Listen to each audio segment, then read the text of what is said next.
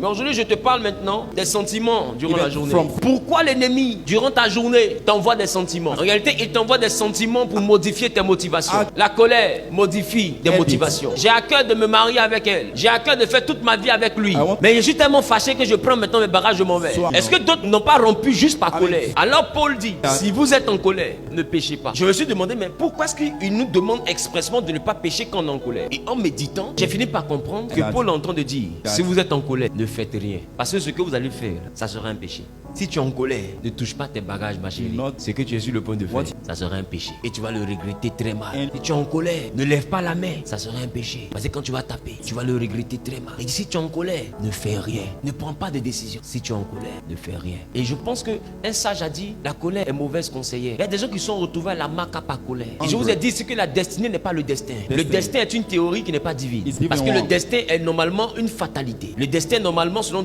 la définition, une chose inévitable. Est une situation inéluctable. Quelque chose qu'on ne peut pas éviter. Mais la destinée, laissez-moi vous dire, la destinée, on peut la rater. La destinée, on peut la modifier. Et la destinée, on peut ne pas la vivre du tout.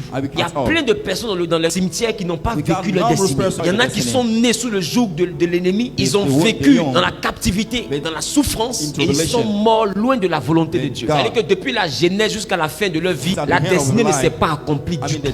Mais ça n'a pas empêché que ces hommes et ces femmes-là connaissent la vie. Ils ont vécu mais sans vivre la destinée. Je veux que tu comprennes une chose. La destinée n'est pas une chose qui est obligatoire. Et tes sentiments peuvent modifier ta destinée. Ta destinée peut être que tu maries cette femme. Mais si tu gères mal tes émotions, si tu gères mal tes sentiments, de tes propres mains, tu peux renverser ce mariage. Les émotions de jalousie, les sentiments de jalousie, la colère, la rancune. Dès que je me lève le matin et je suis tellement fâché que je garde. Je suis fâché encore, je garde. Je suis fâché encore, je garde. À un moment donné, je ne parlerai plus par amour. Je parlerai par colère. Je ne vais plus causer par amour. Je vais causer par colère. Qu'est-ce que j'appelle causer par colère? C'est-à-dire que même quand je serai de bonne humeur avec toi, à un moment donné dans nos échanges, on sentira qu'il y a de la tension dans l'air. Cette tension, on n'arrive pas à l'expliquer. Mais des fois, elle est rattachée à la colère qui est dans le cœur. Des fois, elle est rattachée à des choses que tu lui reproches. Prends le temps, remarque. Des fois, tu causes bien avec ton chéri. Il y a des moments donnés, tes réponses ne sortent plus bien. Des fois, quand tes réponses ne sortent plus bien, c'est parce que tu viens de te rappeler quelque chose qu'il avait fait. Et puis tout d'un coup, tes réponses sont brèves parce que tu es fâché. Et des fois, tes réponses ont tendance à attaquer. Mais à attaquer de façon subtile. Et si tu suis dans ça, boum, une dispute arrive.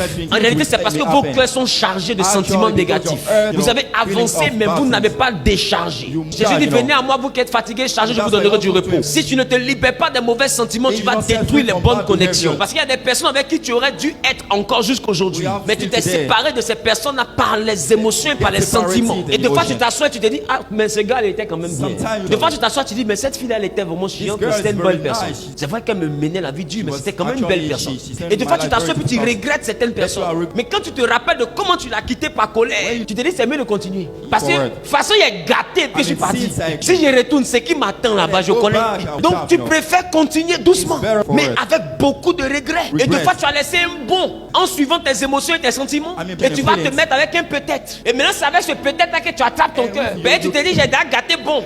Faut pas y venir perdre peut-être là aussi. Et peut-être là, tu commences à supporter. Tu commences à te mettre au-dessus. Et tu apprends à te mettre au-dessus de tes sentiments. Parce que tu as réalisé que tes sentiments et tes émotions n'arrivent pas à te stabiliser. Donc, dis, je ne sais pas pourquoi j'arrive pas à me mettre en couple. Mais en réalité, tu n'arrives pas à te mettre en couple parce qu'il y a deux choses que tu n'arrives pas à mettre. Tes sentiments et tes émotions. Laissez-moi vous dire, quand l'amour n'est pas canalisé, l'amour devient la mort.